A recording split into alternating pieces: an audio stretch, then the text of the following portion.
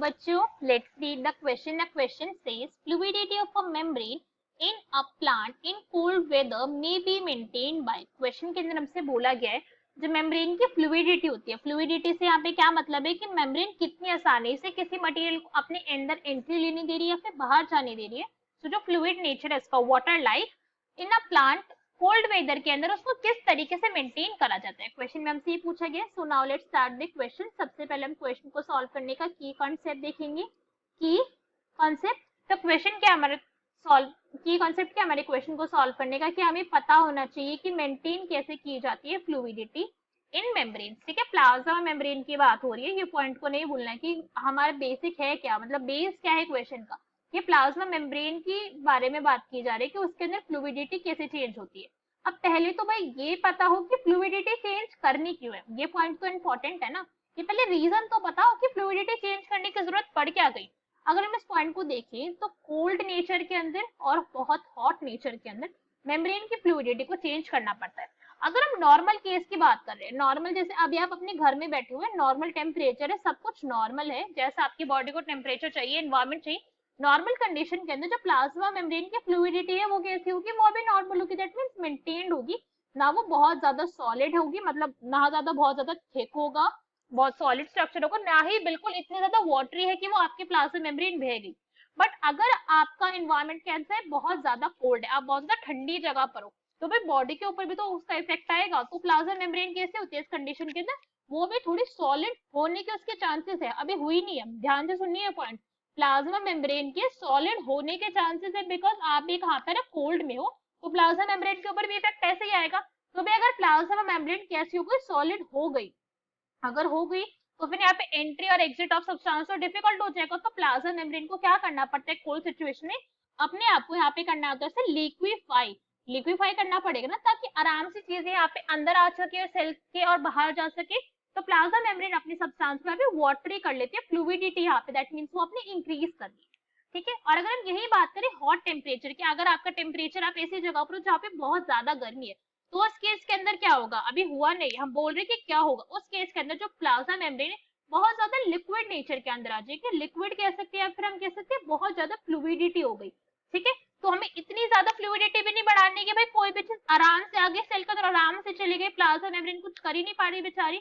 तो इस केस के अंदर क्या होता है, प्लाज्मा मेम्ब्रेन को थोड़ा सॉलिडिफाई होना पड़ेगा.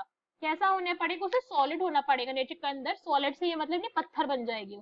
सॉलिड से मतलब है अपनी उसको जो लिक्विडिटी है उसको थोड़ा सा डिक्रीज करना पड़ेगा.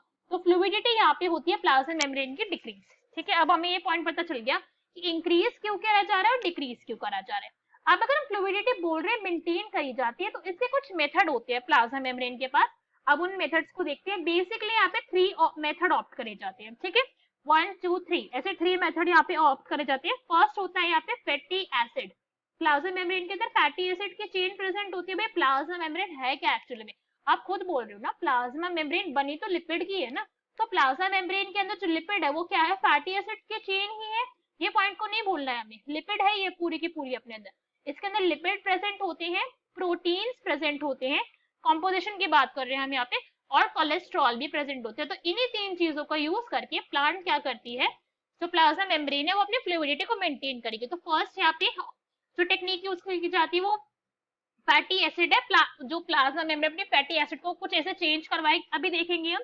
नेक्स्ट है यहाँ पे डबल बॉन्ड की प्रेजेंट. हम क्या कह सकते हैं, सैचुरेशन कह सकते हैं कि प्लाज्मा मेम्ब्रेन सैचुरेटेड है या फिर किस टाइप की, अभी उस पॉइंट को देखेंगे. And next is cholesterol. 3 यहाँ पे मेथड प्लाज्मा मेम्ब्रेन ऑप्ट कर रही है. अब हमें ये पॉइंट यहाँ पे अब देखेंगे. फैटी एसिड से हमारा क्या मतलब है, फैटी एसिड से मतलब है कि कितने नंबर यहाँ पे प्रेजेंट है, कितने नंबर ऑफ यहाँ पे फैटी एसिड के प्रेजेंट होंगे, उसके ऊपर प्लाज्मा मेम्ब्रेन की फ्लूइडिटी डिपेंड करेगी. अगर प्लाज्मा मेम्ब्रेन की टेल कैसे काफी ज्यादा शॉर्ट है, क्या है यहाँ पे, अगर कम नंबर ऑफ फैटी एसिड है, तो इस केस के अंदर क्या होगा, जो प्लाज्मा मेम्ब्रेन है वो कैसे हो जाएगी, मोर फ्लूइड हो जाएगी. कैसी हो जाएगी, ज्यादा उसकी फ्लूइडिटी बढ़ जाएगी. सो अगर प्लाज्मा मेम्ब्रेन कोल्ड नेचर के अंदर है, कहां पर है भाई, कोल्ड नेचर के अंदर है. अब वही लिख लेते हैं, इसे कंफ्यूज नहीं करेंगे. अगर कोल्ड नेचर के अंदर है तो उसको क्या करना पड़ेगा, अपने नंबर को करना पड़ेगा इंक्रीज, अगर कोल्ड नेचर के अंदर है. और अगर प्लाज्मा मेम्ब्रेन हमारी हॉट नेचर का, मतलब अगर आप खुद हॉट नेचर के अंदर प्रेजेंट हो, तो हमको क्या करना पड़ेगा, फिर हमारी केस के अंदर प्लाज्मा मेम्ब्रेन के अंदर फैटी एसिड का जो नंबर है वो डिक्रीज हो जाएंगे. नेक्स्ट हम बात करते हैं सैचुरेशन। सैचुरेशन से अभी हमने बोला यहाँ पे मतलब है हमारे डबल बॉन्ड से और सिंगल बॉन्ड से, ठीक है, डबल बॉन्ड और सिंगल बॉन्ड प्रेजेंट होते हैं यहाँ पे। तो सैचुरेशन के ऊपर कैसे डिपेंड करता है हमारा कि अगर यहाँ पे डबल बॉन्ड, किसकी बात हो रही है, डबल बॉन्ड की बात हो रही है, अगर डबल बॉन्ड का यहाँ पे क्या हो जाएगा, नंबर हो जाएगा इंक्रीज। तो डबल बॉन्ड के नंबर इंक्रीज होने से क्या होगा, हमारा जो प्लाज्मा मेम्ब्रेन है वो हो जाएगी सॉलिडिफाई। कैसी हो जाएगी, सॉलिडिफाई हो जाएगी। दैट मीन्स उसकी जो फ्लूइडिटी है कैसी हो जाएगी, डिक्रीज हो जाती है डबल बॉन्ड के बढ़ने से। तो इस केस के अंदर क्या होगा, अगर आप कोल्ड नेचर के अंदर हो, कहां पर हो, कोल्ड नेचर में हो, तो आप नहीं चाहोगे कि आपके प्लाज्मा मेम्ब्रेन सॉलिडिफाई कर दे, तो सैचुरेशन को यहाँ पे क्या करना पड़ेगा, सैचुरेशन को होना पड़ेगा यहाँ पे reduce. Because already he cold में हो, आपके प्लाज्मा मेम्ब्रेन अपने आप में सॉलिडिफाई मतलब टाइट है, तो उसको थोड़ा फ्लूइड नेचर चाहिए, तो वो अपना सैचुरेशन का नंबर, दैट मीन्स अपने डबल बॉन्ड का नंबर वो कम कर देगी। और अगर हम यही हॉट टेम्परेचर के अंदर है तो डबल बॉन्ड के नंबर को इंक्रीज करा जाएगा, जिससे क्या हो, सॉलिडिफाई हो जाए, आपके प्लाज्मा मेम्ब्रेन बहुत ज्यादा वाटर या फिर फ्लूइड नेचर के अंदर ना रहे। नेक्स्ट अगर हम देखते हैं, नेक्स्ट कौन सा मेथड ऑप्ट किया जाता है, कोलेस्ट्रॉल। कोलेस्ट्रॉल से क्या होता है, कोलेस्ट्रॉल जो है वो प्लाज्मा मेम्ब्रेन को स्टेबलाइज करता है।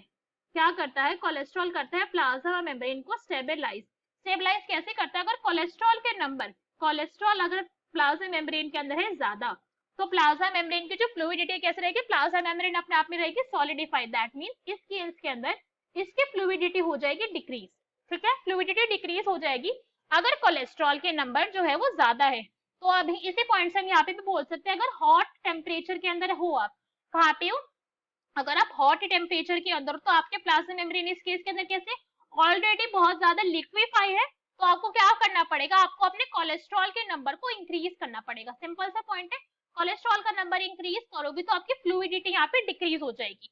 और अगर आप बहुत ज्यादा कोल्ड एनवायरमेंट के अंदर, तो आपको कोलेस्ट्रॉल के नंबर को क्या करना पड़ेगा, उनको डिक्रीज करना पड़ेगा, ताकि आपकी जो प्लाज्मा मेम्ब्रेन है वो कैसी रहे, थोड़ी सी फ्लूइड हो जाए नेचर के अंदर, ये करना पड़ेगा। तो अब हम ये पॉइंट भी सारा का सारा समझ आ चुके, सारा का सारा हमने बिल्कुल यहाँ पे कॉन्सेप्ट अच्छे से समझ ले, कोई भी डाउट। क्वेश्चन की तरफ से क्या बोला गया कि अगर प्लांट का कौन सी कंडीशन में, कोल्ड एनवायरमेंट के अंदर है, तो वो अपने कैसे मेंटेन करेगा। तो एक एक करके ऑप्शन रीड करते हैं। फर्स्ट हमें क्या करना है, by increasing the number of phospholipid. Phospholipid that means fatty acid के नंबर को वो इंक्रीज कर लेगा, अगर कहाँ पर प्रेजेंट है, वो कोल्ड एनवायरमेंट में। तो बिल्कुल ऐसे ही कर रहा था, अभी हमने देखा तो कोल्ड एनवायरमेंट के अंदर नंबर इंक्रीज करे थे, तो हाँ भाई इतना पॉइंट तो यहाँ पे ठीक है। With unsaturated hydrocarbon, unsaturated hydrocarbon से क्या मतलब है कि ऐसे हाइड्रोकार्बन जिसके अंदर डबल बॉन्ड प्रेजेंट होगा, तो ऐसे हाइड्रोकार्बन की वो नंबर को इंक्रीज कर लेगा। तो ये पॉइंट कैसा हो गया, दिस इज एग्जैक्टली ट्रू, बिल्कुल ट्रू है, ऐसा ही करेगा, ताकि प्लाज्मा मेम्ब्रेन का नेचर कैसा हो जाए, वो हो जाए अपने आप के अंदर थोड़ी सी लिक्विफाई। बिकॉज जब भी जो नंबर है अगर शॉर्ट में होगी तो ज्यादा फ्लूइड होगी वो, तो इस केस के अंदर क्या करेगा, अपने नंबर को वो कर लेगा इंक्रीज। तो दिस इज करेक्ट।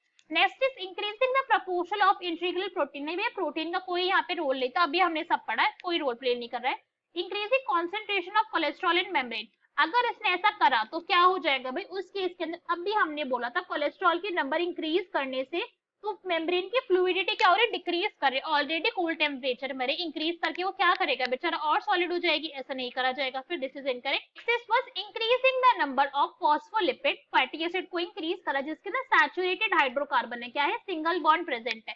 तो नहीं भाई ऐसा भी नहीं करा जाएगा, अगर सिंगल बॉन्ड वालों को यहाँ पे इंक्रीज करा गया तो क्या हो जाएगी, प्लाज्मा मेम्ब्रेन और ज्यादा सॉलिड हो जाएगी, यही होगा। So this is also incorrect. So our correct answer is A. Hope you understood it well. Best of luck. Thank you.